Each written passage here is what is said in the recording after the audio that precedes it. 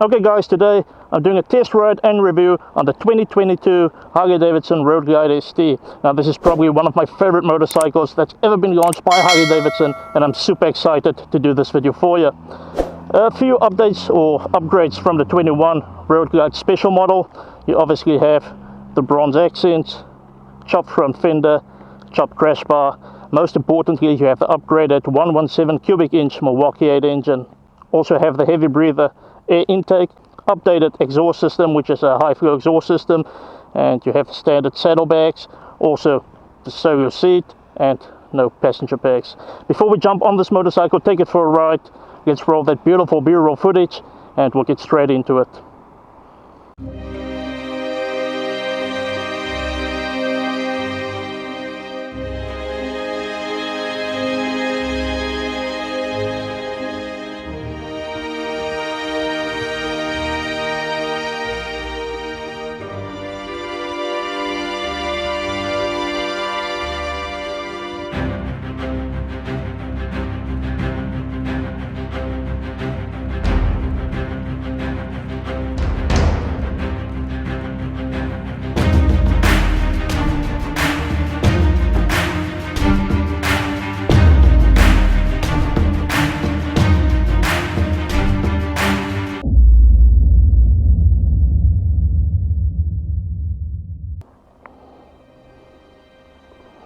The seat height on the 22 Road Glide ST is approximately 28.1 inches, which is an inch higher than last year's Road Glide Special model.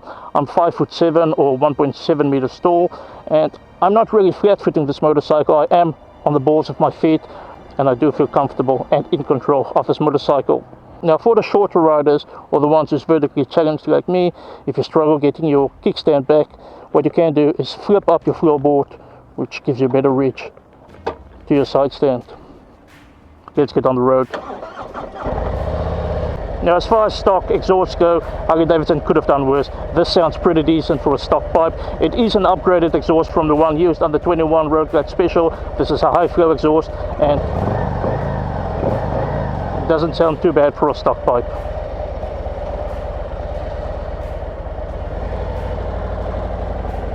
Now I have to say, when I picked up this motorcycle about 4 weeks ago, I've had this motorcycle for a month now, I was really intimidated by the weight and size of this motorcycle. It was my first time ever on a bagger, and just to jump from a smaller bike to this heavy machine was incredibly intimidating. It didn't take me too long to get used to it, and now I'm very comfortable and I feel in control of this motorcycle. I'll just show you when I'm at a stop, on the balls of my feet, not really flat fitting it, but I do feel in control and it doesn't feel like I'm about to lose this motorcycle.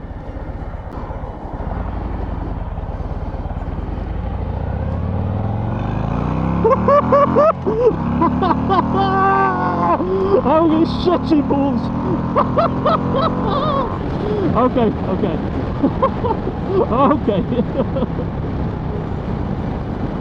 Holy shit, she pulls like a freight train.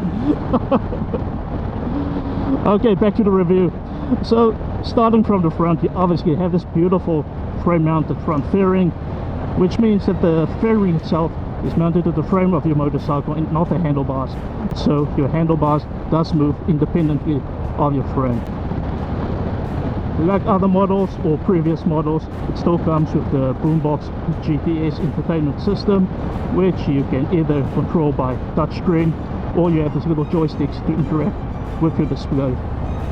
Makes it very comfortable when you want to interact with it without taking your hands off the handlebars, and if you're like me and you don't want fingerprints all over your screen, it's way more convenient just to operate it from your little joysticks.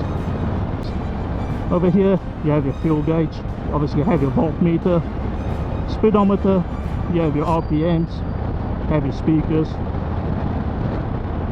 You have this little glove compartment on the left, which is a little smaller than the one on the right, but still useful for storing stuff. 12-volt charger when you want to charge some devices up or plug in your gear. On the right hand side you have a bigger glove compartment which is fitted with a USB port for charging smartphones or other devices. Now usually the mirrors on a Harley-Davidson is pretty shitty, I can't see anything behind me, but I have to say on this model, mirrors are set nice and wide apart. I don't have to move my arm to see what's going on behind me. I have a clear view, and I'm really impressed with the mirrors on this motorcycle. Pretty standard Harley-Davidson controls. You have this little trigger on the left that interacts with that display, which takes you to trip A, trip B, your range, front tire pressure, rear tire pressure, and back to your odometer. Pressure control over here. This motorcycle is fitted with RDRS. In New Zealand that's standard on the Road Glide ST. I know in other parts of the world it is an option. You have your horn, high beam, low beam, hold the button for pass, left indicator, right turn signal, voice command if you have a headset connected to your motorcycle. Like I said, you have your home button and your joystick to interact with your infotainment system. This motorcycle comes standard with cruise control. To activate it, press in and down to set it. And now you can send a message, type an email, read a book, just joking, or do whatever you want.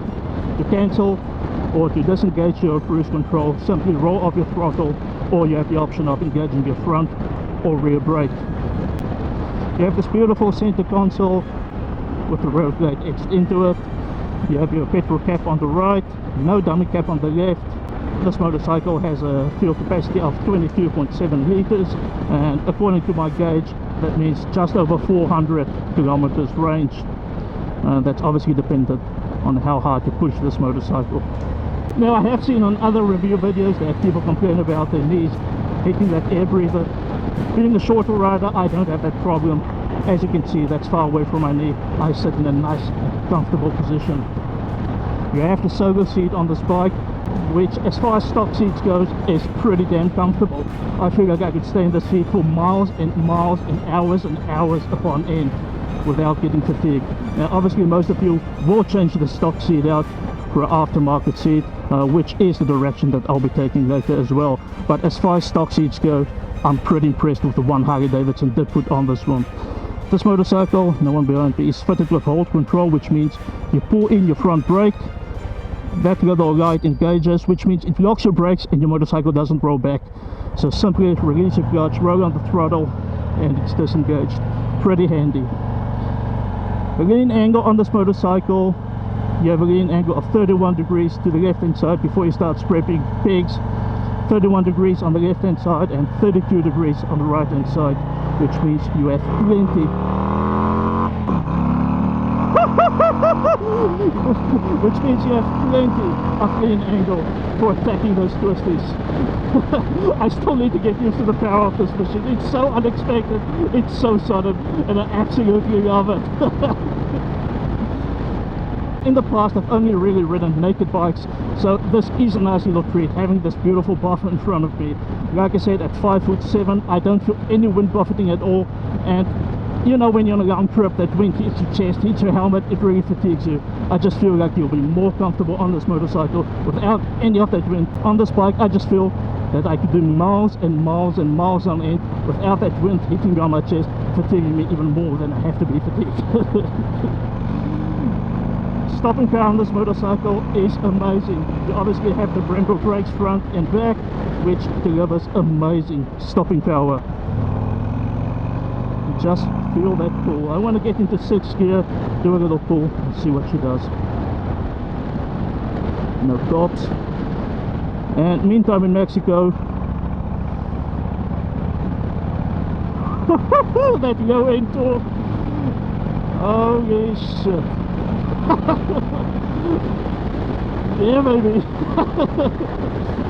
Like I mentioned earlier, before I bought this motorcycle 4 weeks ago, I've never even test ridden a Harley-Davidson bagger, so this is by far the heaviest motorcycle I've ever been on, and I have to say the rider triangle and ergonomics on this motorcycle is superb. Nice and upright, my feet relaxed on the floorboards. It's not a reach to get to my gear selector or get to my rear brake. Hand position feels amazing on these stock bars. Now I know that most people will probably swap out these stock bars for aftermarket T-bars as the trend goes at the moment. I'm still undecided. I'll see what I'm going to do with this motorcycle, so do stay tuned and I'll keep you updated with the mods I plan on doing on this bike. This bike handles like a dream. Oh shit, I have to take it careful. It's still new tires. I haven't done too many miles on this motorcycle, and I just have to nurse it until those tires are nice and running. I just feel so grounded on this bike.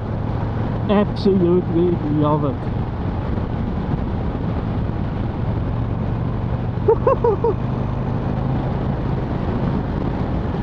And one thing I have noticed that in the US these motorcycles come out with that smoked taillight.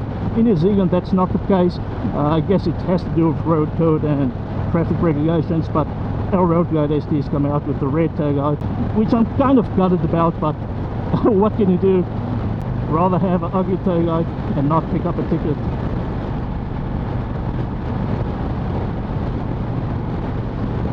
I have heard some people complain about the quality of the GPS on this motorcycle.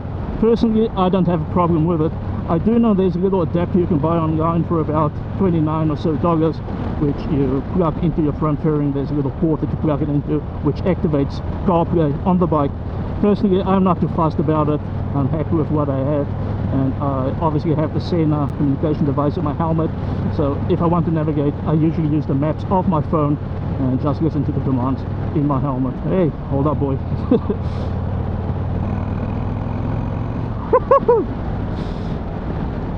Oh, I'm a happy man. The torque on this bike is fucking crazy. When I set out to buy a new motorcycle, I was really undecided between the street glide and the road glide. I kind of have a thing for that bed fairing. It kind of draws on the heartstrings, but first time I sat on a road glide and I looked at this view, at this cockpit, I was sold. There was just no coming back. It feels like on the street glide the cockpit is too close, too in my face, and I just love the room you have on this motorcycle. It's absolutely amazing and so comfortable, and I simply can't wait to crush some more miles on this bike.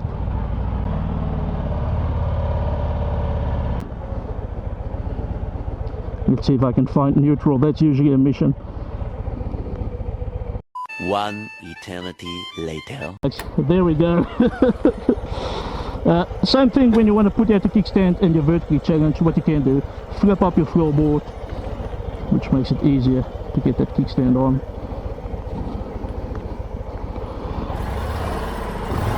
I'll give you a little sound of the stock exhaust. Really not bad for a stock bike. Doesn't sound too shabby, but later on I obviously will be changing it out. I'm still undecided if I want to go with the 2-into-1 or just keep a 2-into-2 setup. That's the taillight I was talking about. In the US or other countries, you obviously get that beautiful smoked out lens. I guess I'm stuck with this lens. Let's do a quick walk around. I'm in love with those bronze accents. Now this bike obviously came in the gunship grey, which is a real hot colorway for this year. And the vivid black. I'm in love with black motorcycles. It's classic, it's timeless. So no brainer for me. I went with the vivid black with the beautiful bronze accents. They make the LED lights, and you do have this little vent, and for a time I thought Harley-Davidson did away with this, that opens and closes that little vent. When you close it, I feel that I have too much buffeting on my helmet, so I usually keep it open. Look at that beautiful primary cover. Shorter bags as far as storage goes. That's ample. Got that in there, got my little cloth, and you can just fit heaps in here. We'll probably get the Harley-Davidson saddlebag insert for this motorcycle at a later stage. So there you have it, folks. That's the 2022 Road Glide ST. Absolutely in love with this bike. I hope you guys enjoyed this video. Stay tuned. I'll be back with more content. Until then, stay safe, God bless, and I'll see you on the other side.